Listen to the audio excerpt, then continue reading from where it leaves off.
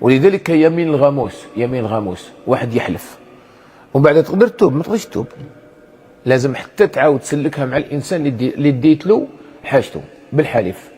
دوك انت تقول انا نوقف قدام القاضي والقضيه قعدت معلقه بالحلف، قال لي القاضي احلف تدي يمينك، يعني يمينك قال النبي عليه الصلاه والسلام شاهدك او يمينك، او كما قال البينه على من ادعى واليمين على من انكر.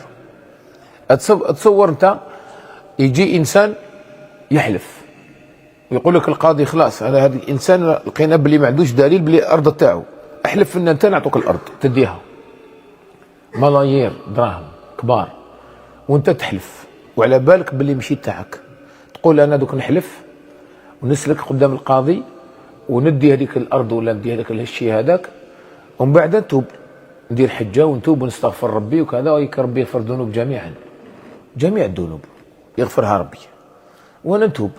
هذه ما فيهاش توبه، هذه كديت حق ناس، هذه الحل. فهذه قال النبي عليه الصلاه والسلام تتبع صاحبها حتى تغمسه في النار، لانه حلف باش يدي حق الناس.